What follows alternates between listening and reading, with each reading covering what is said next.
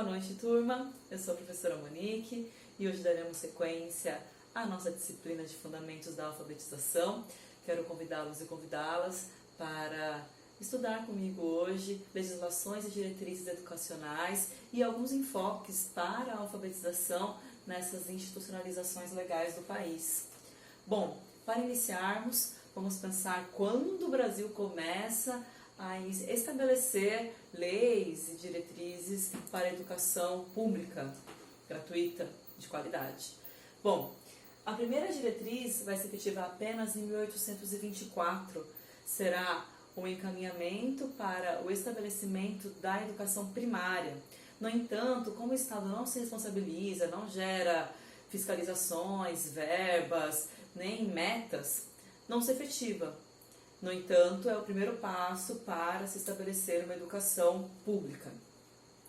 Já no século XX, nós teremos alguns avanços mais expressivos. Quero destacar aqui, que nós estudamos em outras aulas, o início da educação no Brasil a partir dos jesuítas. Então, observem que com a colonização, a gente tem o estabelecimento dessa educação que nós conhecemos hoje. Lembrando que a educação já existia com os povos originários, no entanto, ela passa a ter essa nova perspectiva no pós-colonização, e o Estado brasileiro só irá se preocupar efetivamente em conseguir estabelecer diretrizes para a gratuidade da educação no século XX, que é ontem, historicamente.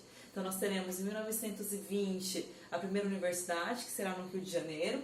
Posteriormente, em 30, surge, por fim, o Ministério da Educação, que estava vinculado ao da Saúde Pública. Então, observem que nós temos aí 90 anos de Ministério da Educação no Brasil, né? Bom, na década de 30 ocorrem alguns avanços mais expressivos, uma expansão maior da educação em municípios e estados, e também na Constituição de 34, um capítulo com 11 artigos trazendo aí a educação, marcos legais, diretrizes, né? E também a normatização. No entanto, não tem sanção essa lei. Em outras palavras, se discutiu, se estabeleceu, no entanto, não tem a forma que irá ser aplicada. Então, ela fica num lugar apenas de avanço histórico, sem nenhuma modificação efetiva para as escolas e para a educação. Vamos lembrar que na outra aula nós conversamos que no início do século XX, o Brasil tinha 65% de população analfabeta. Então, agora, olhando com mais cuidado a legislação, a gente percebe os motivos que vão levar a isso. Bom, na década de 30 surgirá a UNE, a União Nacional dos Estudantes. Nós vamos ter o INEP, que é um instituto muito importante ainda hoje para o estudo e levantamento de dados e averiguação da educação no país. Na década de 40 surge o SENAI, o SENAC. Então, nós estamos vendo que o Brasil começa a tentar se organizar e também há um fortalecimento da educação profissionalizante. Em 46, nós vamos ter na Constituição as diretrizes e bases da educação. Então, você coloca na Constituição e lá em 48 sai o projeto de lei para a LDB. Então, observe que primeiro surge na Constituição a brecha, 48 surge a lei e somente em 61 nós vamos ter a primeira lei completa que será destinada aí para a implementação da educação no país. Infelizmente, com a demora aí de mais de 10 anos, acredita-se que ela ficou defasada. Então, quando a gente estuda um pouco mais a LDB, em 61, vários autores vão apontar que ela chega defasada, não atende às demandas sociais nesse momento, nem educacionais. Em 64 há o golpe militar e aí há um retrocesso na legislação nacional, conjuntamente a uma desarticulação, tendo em vista que várias pessoas que estavam encabeçando a implementação da nova escola, encabeçando aí as lutas para que houvesse de fato a efetivação da aplicação da LDB de 61, são afastadas do cenário nacional, inclusive nesse período, como nós vimos também na aula passada, o Paulo Freire, ele é preso e depois ele vai ser exilado do país. Então, nesse sentido, há uma desarticulação e uma perda de capacidade intelectual frente ao desenvolvimento nacional da educação. Lá em 71, o governo militar estabeleceu uma nova LDB. No entanto, não há uma discussão ampla, não há uma discussão com os demais setores nacionais, ela é feita a portas fechadas e irá condicionar o investimento em educação à educação voltada para as indústrias, para atender a demanda das empresas. Então observe que você se afasta de uma demanda, de uma necessidade de inclusão das diversidades educacionais de diversos níveis. Bom, em 88 nós temos a redemocratização do país. Com a redemocratização nós teremos um artigo voltado, na verdade todo um direcionamento da Constituição voltado para a efetivação da educação. E aí a partir disso nós teremos uma brecha para o desenvolvimento da atual LDB, que é de 96, que irá direcionar a legislação educacional do país. A LDB, ela trará princípios da educação e os deveres do Estado. Observem aqui que há um destaque para deveres do Estado, porque não há o estabelecimento de uma educação pública de qualidade universalizada sem que o Estado banque, sem que o Estado fiscalize, sem que o Estado faça aí levantamento de dados, forme mão de obra, enfim.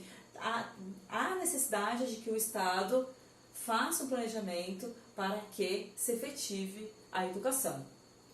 A LDB irá ocorrer então em 96, ela trará a regulamentação da organização da educação brasileira com essas bases de princípios lá da Constituição. E frente à nossa disciplina de alfabetização, ela também trará alguns parâmetros. Então observe aqui no artigo 29, caso vocês não estejam conseguindo ler, fiquem tranquilos e tranquilas, que eu vou disponibilizar esse slide na sequência da disponibilização da aula para que vocês possam ver com mais calma cada trecho. Eu fiz uma aula com mais conteúdo, pensando em vocês terem material para estudo também, tá? Então, artigo 29, educação infantil, ela terá a finalidade aí do desenvolvimento integral da criança até 6 anos de idade, quando já se prevê a educação infantil até 6 anos. Lembrando que a LDB ela vai sendo atualizada conforme há mudanças nas perspectivas contemporâneas da educação. No artigo 32, o ensino fundamental será obrigatório, e aqui já inclui que ele será de 9 anos, iniciando-se aos 6 anos de idade, lembrando que essa alteração ela é recente, e vai ter a formação básica cidadã. Então você tem que ter, para o desenvolvimento da LDB, a sua efetivação, o pleno domínio da leitura, da escrita e do cálculo. Vamos pensar também que você tem que ter a compreensão do ambiente natural e social, do sistema político, da tecnologia, das artes e dos valores em que se fundamenta a sociedade. E o desenvolvimento da capacidade de aprendizagem, tendo em vista a aquisição de conhecimentos, habilidades e formação aí de atitudes e valores. Tá? Eu gostaria também de chamar a atenção que a Lei de Diretrizes e Bases Nacional, ela também irá apontar para a não priorização de sistema rigoroso e opressivo de notas parciais e médias finais no processo de avaliação da aprendizagem aí do aluno, na aprendizagem escolar, na avaliação escolar. Então a LDB, a partir dela, o olhar dela é que ninguém aprende para ser avaliado, prioriza mais a educação em valores, aprendemos para termos novas atitudes e valores. Então, nós, como educadores, precisamos ter a consciência de que a educação nacional ela tem como premissa educar para atitudes e valores. Ok? Bom, e aí então nós teremos um novo marco histórico, que é o Plano Nacional de Educação, PNE, que será aprovado em 2014 e gerará metas periódicas, tá? Então, o Plano Nacional de Educação, ele acontece a cada 10 anos, um ciclo, com uma série de metas que devem ser cumpridas. Frente à alfabetização, eu vou destacar a meta 5 e a meta 9. Na meta 5, ele aponta para alfabetizar todas as crianças até o fim do 3º ano. Guardem essa informação que nós iremos retomar lá à frente, tá? Do ensino fundamental. A meta 9, elevar a taxa de alfabetização para a população com 15 anos ou mais, para 93% até 2015, erradicar o analfabetismo absoluto e reduzir a taxa de analfabetização funcional em 50%. Aqui ao lado eu trago uma reflexão frente a isso. Tudo que está em verde foi cumprido. Então a gente conseguiu cumprir até 2016 3 metas, tá? Que era definir direitos de aprendizagem, de ensino e constituir um fórum. O que está em amarelo está atrasado. Então a gente observa aqui que está atrasada a efetivação da alfabetização de 93,5%. Está atrasado o direito de gestão democrática, a implementação de políticas, a universalização da pré-escola. Então tudo isso está atrasado, a gente não conseguiu cumprir. O que está em vermelho não foi iniciado, então tem uma previsão, mas ainda não foi iniciado, que seria a implementação da avaliação infantil, por exemplo, e o censo de profissionais. E o que está em azul não tem nem previsão de início da efetivação dessa meta, que seria a reestruturação da avaliação no ensino superior, assegurar planos de carreira dos professores, realizar o levantamento de demanda para vagas em creches e pré-escolas, e aí vai. Então observem que apesar de a legislação ser interessante, a gente conseguir trazer pontos muito expressivos e importantes, a gente não efetiva. Isso é um dos desafios no Brasil. Dando sequência a esses marcos importantes, nós teremos a nossa Base Nacional Comum Curricular. Acredito que alguns de vocês já devem ter ouvido falar da BNCC. Se não ouviu falar ainda da BNCC, precisa se debruçar sobre ela minimamente, entender o que está sendo discutido, o que ela pontua, porque ela está embasando todas as modificações que ocorreram no Brasil em termos de educação básica. Então, a Base Nacional Comum Curricular, ela traz, na verdade, todas as bases de competências e habilidades que devem ser desenvolvidas em todas as instituições de ensino do país, públicas ou privadas. A seguir, ela foi estabelecida em 2017, e a seguir eu vou trazer para vocês um videozinho institucional sobre a BNCC. E acredito que vocês vão conseguir compreender um pouquinho melhor o que ela representa.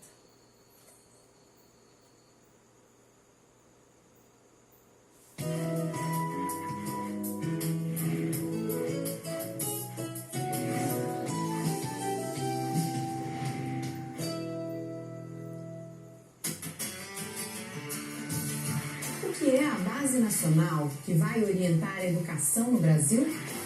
A educação é peça-chave no desenvolvimento da sociedade e do país. O Brasil, com dimensões continentais, terá uma base que define o conjunto de aprendizagens essenciais a que todos os alunos têm direito na educação básica. E coloca a educação brasileira em compasso com as demandas do século XXI. E esse debate não é recente. A Constituição de 1988 já destacava a educação a serviço do pleno desenvolvimento da pessoa, seu preparo para o exercício da cidadania e sua qualificação para o trabalho. Em 1996, a Lei de Diretrizes e Bases determinava que a União firmasse um pacto interfederativo, um acordo com os vários níveis de governo para estabelecer competências e diretrizes capazes de orientar os currículos. Em 2014, o Plano Nacional da Educação reafirmava a necessidade de estabelecer diretrizes pedagógicas para a educação básica e de criar uma base nacional que orientasse os currículos de todas as unidades da federação. A Base Nacional resulta de um processo que está sendo construído democraticamente, com o envolvimento de educadores e da sociedade. A primeira versão contou com mais de 12 milhões de contribuições, que apoiaram a produção da segunda versão. Novamente colocada em debate em 27 seminários, um em cada unidade federativa, a base recebeu colaborações de mais de 9 mil professores e especialistas. Esta etapa foi realizada com a parceria do CONSED e da Undime. Com isso, foi consolidada a versão final. Esse produto coletivo foi entregue ao Conselho Nacional de Educação, que discutirá o documento em 5 audiências públicas, uma em cada região do país. Homologada pelo Ministério da Educação, a base vai orientar a elaboração dos currículos e das propostas pedagógicas das escolas públicas e privadas, e também políticas para a formação de professores, produção de material didático e avaliação. A Base Nacional representa um instrumento para a promoção da equidade, na medida em que define as aprendizagens essenciais e orienta as políticas educacionais que serão implementadas nas escolas de todo o país. A Base Nacional terá um papel decisivo na formação integral do cidadão e na construção de uma sociedade justa, democrática e inclusiva.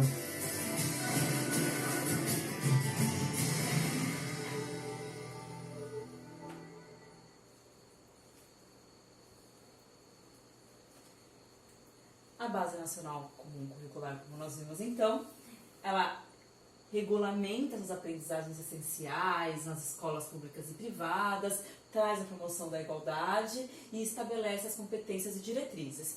Quero mostrar um pouquinho mais para vocês quais são as 10 competências gerais, tá? Eu vou passar rapidamente, depois vocês podem olhar com mais calma enquanto vocês estudam as competências apresentadas pela BNCC. Então, outro ponto interessante, as competências elas não são hierarquizadas de forma rígida, você pode alterá-las conforme o seu interesse, conforme a sua disciplina, no momento que você está aplicando essa competência. Esse é um ponto interessante. Então, elas são numeradas mais para localizar e menos para hierarquizar. Então, a primeira é o conhecimento, seria valorizar e utilizar os conhecimentos historicamente construídos. Segunda, pensamento científico, crítico e criativo. Então, exercitar a curiosidade intelectual, a criatividade, investigar as causas, elaborar teses e hipóteses. A 3, repertório cultural, valorizar as diversas manifestações e influências culturais do país. Observe que é interessante a proposta. Todos nós, como educadores ou futuros educadores, quando nos debruçamos sobre o documento, assim como os vários documentos do Brasil, a gente tem um interesse que ele se efetive. Então, nesse sentido, a Base Comum Nacional ela vai trazer essa perspectiva de uma alteração e de uma homogeneização, de um olhar mais contemporâneo para a educação. A comunicação, então aí vem, por exemplo, a utilização de diferentes linguagens, né? Então você tem a verbal, a corporal, você também tem a artística, a matemática, a científica. Então você vai trazendo essa diversificação e a inclusão da cultura digital. Também a BNCC, ela vai trazer aí uma alteração, a perspectiva do que é a linguagem, incluindo a digital. Então você tem que conseguir também criar metodologias de inclusão da competência que cria tecnologias digitais, por exemplo, de informação, que se utiliza disso, que adota a cultura digital para o cotidiano escolar.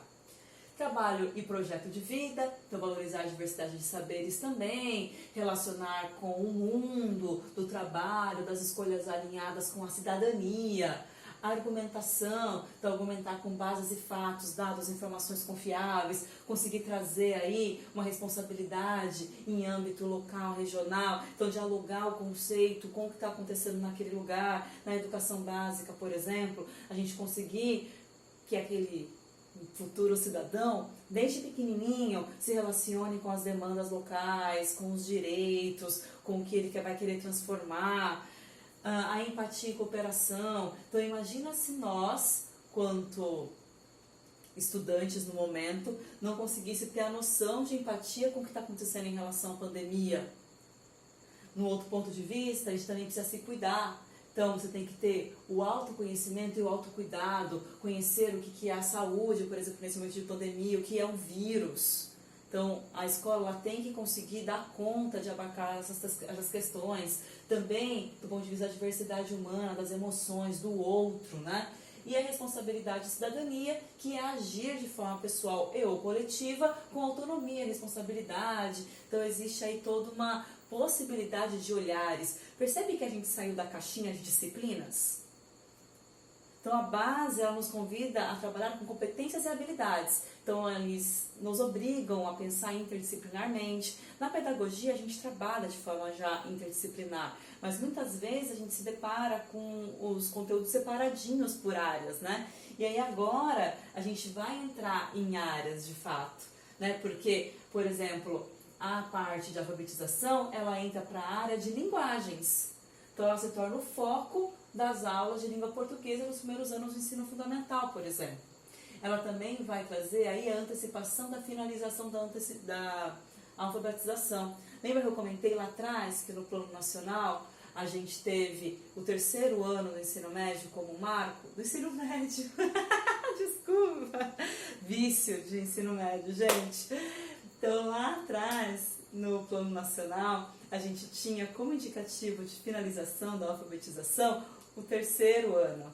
E agora a base nacional vai apontar o 2º ano fundamental e não mais o 3º, quando os educadores precisam estar com a alfabetização daquele jovem concluída.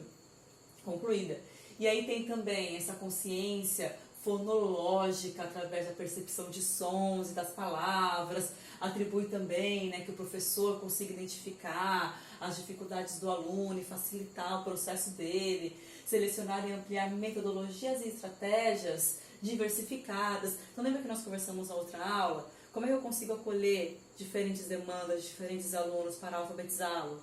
Diferentes classes sociais, diferentes origens, diferentes formas de ver o mundo e estudar, né? Apoiar ainda o letramento infantil através da centralidade no texto, com diferentes gêneros textuais.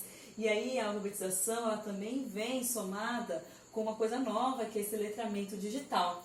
Então, a base nacional ela vai trazer aí que nós precisamos também alfabetizar em termos de rede.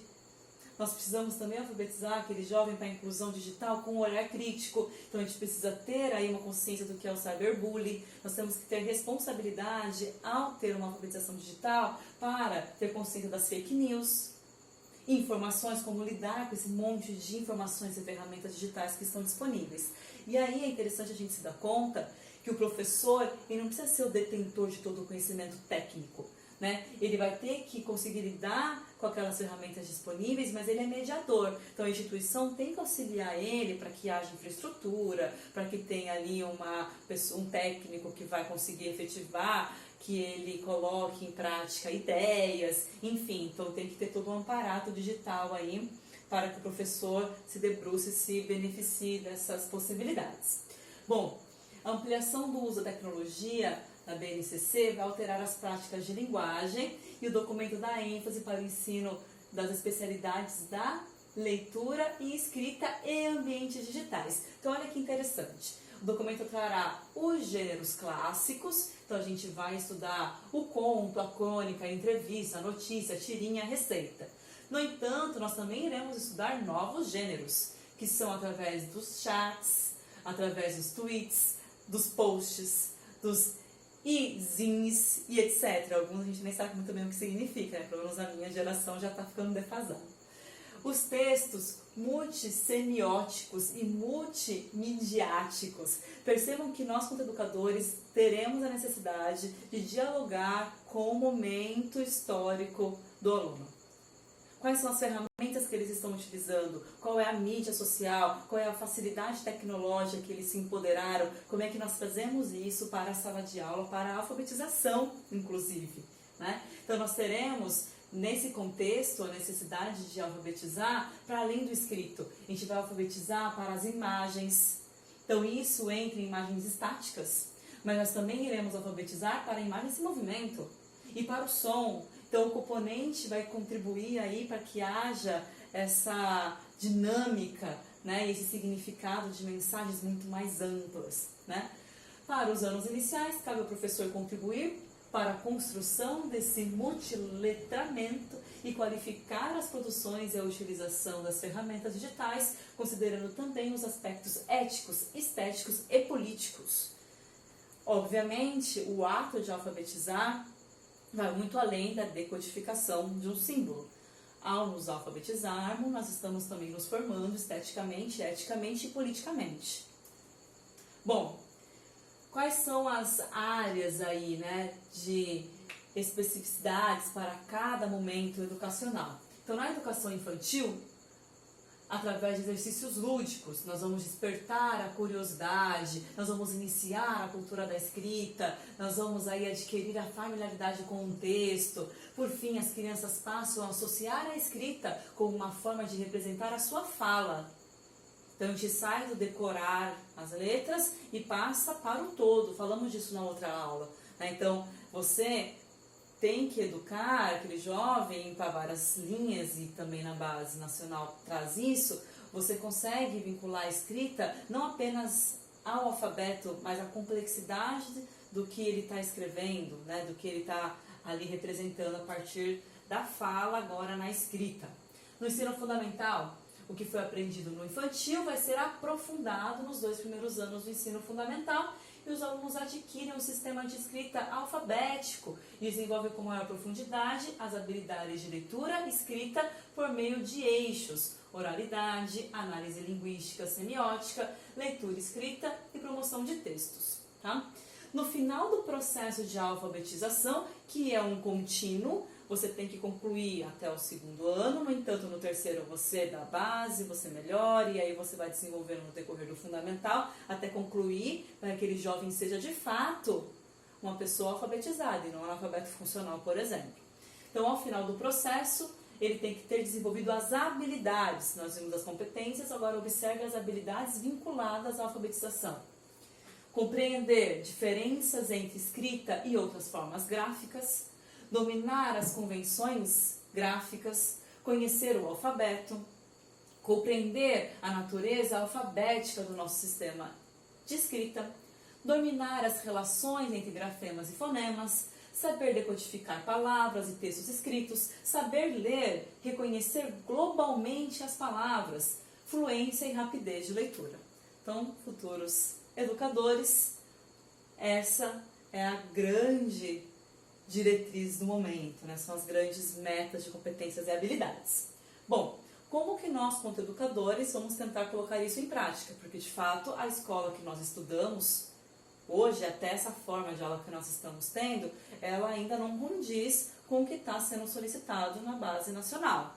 Então, existem vários encaminhamentos. Entre um dos mais falados são as metodologias ativas, que consistem em você trazer o aluno para o centro do ensino e vai desenvolver a autonomia e o protagonismo. Então, o aluno sai daquele agente passivo e passa a ser o ser centrado e o responsável pelo processo aí de desenvolvimento, obviamente com todo o amparo do educador ao seu redor e também seguindo metas, propostas e metodologias que estão sendo aplicadas. Dentre elas, o aprender fazendo, que é desenvolver a curiosidade do aluno, permitindo que se conscientize, questione sobre a realidade, uma educação transformadora. Então, você tem que trazer para a inquietação.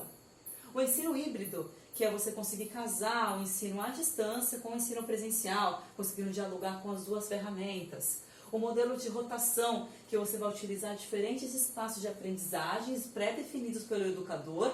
Então, o grupos, ou como tiver dividido a turma, enfim, irá rotacionar a sala de aula, laboratório, informática, estudo em casa, estudo em ambiente de leitura na escola, grupos de debate, enfim. Então, você tem aí um cronograma de rotatividade para as atividades acontecerem. Esse modelo também pode ser individual, que seria uma rotação individual. O aluno ele tem uma lista de propostas aí que devem ser contempladas e ele vai rotacionando e fazendo um cronograma de atividades nos diferentes ambientes educacionais e fora da escola. A sala de aula invertida, que está super famosa também, que nada mais é do que você trazer uma série de componentes, um pouco do que nós estamos fazendo nesse AD. Então você vai lá como educador, indica textos, vídeos, sites, manda a aula e o aluno em casa vai se debruçar sobre o tema, depois ele vai para a sala de aula tirar dúvidas sobre o tema. Percebe a diferença? Então o processo ele começa em casa, você dá a seta, você dá o material, no entanto é o aluno que irá se debruçar, aprofundar e depois vir com os questionamentos para a sala de aula. Então a sala de aula deixa de ser um ambiente no qual o educador está lá falando e passando conhecimento e passa a ser um ambiente no qual os alunos estão demandando do educador maior aprofundamento. Okay? A gamificação, que também está muito em alta, que seria esse processo no qual você traz a dinâmica de jogos para a sala de aula. Então você vai trazer atividades que despertem aí a definição de desafios, você vai também trazer objetivos, você vai trazer competição de uma forma saudável, e tudo isso vai auxiliar numa educação com maior diversão e também, ao mesmo tempo, modificar aí as formas de fixação do conhecimento. Okay? Bom, o professor deixa de ser alguém ali transmitindo o conteúdo e vai transitar para um designer de percursos educacionais. É até bonito, né? Não é fácil. No entanto, de fato, os indicativos todos de estudos e perspectivas legais apontam para esse educador que terá que mudar significativamente o seu papel dentro da estrutura institucional. Bom, uma outra forma que está também sendo bastante utilizada e debatida é a TBL, que é esse método baseado em equipes e estruturas em etapas bem definidas. Se você não seguir as etapas, você não efetivou de fato essa metodologia. As etapas são preparação individual, pré-sala, então o professor também vai passar o conteúdo, os materiais, o aluno vai estudar, ele chega na sala, passa por um processo de garantia de preparo, então ele vai realizar aí um teste individual, depois um teste em equipe, depois eles fazem uma apelação, se for o caso. O que significa isso? Eles vão trazer para o professor alguns questionamentos frente àquela prova que eles realizaram, e depois você tem um feedback do professor. Esses grupos eles terão que ser expostos a uma problemática atual, a uma questão que eles precisam resolver, e isso tem que ter significado, tem que ter uma escolha específica, todos os grupos têm que estar desenvolvendo a mesma atividade, e depois os grupos todos irão apresentar essas atividades e fazer um debate simultâneo com o educador. Então observa que mais uma vez o aluno foi colocado numa forma ativa, ele estuda individualmente, ele debate no grupo, ele argumenta no grupo, ele tem que chegar a uma série de respostas, o professor tem que preparar esse documento em casa, então ele chega já com os documentos, com as respostas para o aluno, eles vão ou tirando das alternativas os papeizinhos para ver se é certo ou se é errada, ou você pode fazer uma estrutura de raspar, como se fosse uma raspadinha, para ver se a resposta que você escolheu ela é verdadeira ou falsa. E aí então, ou certo ou errado. E aí você vai gerando essa discussão. Caso o grupo, por exemplo, chegue a uma conclusão que é incorreta, eles vão ter que rediscutir para conseguir chegar numa outra conclusão. E no momento aí da avaliação entre os pares, eles vão ter que argumentar por que eles foram chegando, por exemplo, primeiramente a respostas que eram incorretas. E tudo isso vai ser debatido em grupo. Tá? Começou dentro de empresas, essa metodologia migrou para o ensino na área da saúde e atualmente tem ganhado cada vez mais espaço na educação. Tá? Por fim, quero comentar com vocês o Plano Nacional de Alfabetização. O Plano Nacional de Alfabetização, ele é do ano passado e ele traz aí uma série de perspectivas especificamente para a alfabetização. Tá? Então, por que eu estou citando esse plano? Ele é recente, ele é um plano que vem sendo muito debatido dentro do governo atual. E é interessante nós, quanto pedagogos, estarmos conscientes de que ele está acontecendo. Esse plano, ele vai trazer uma política de Estado para fomentar programas voltados à alfabetização. Então, você traz estudos e você traz propostas para desenvolvimento, tá? Um dos objetivos é contribuir para a meta 5 e 9 do Plano Nacional de Educação que nós vimos. Então, ele vem no sentido de tentar efetivar essas propostas, tá?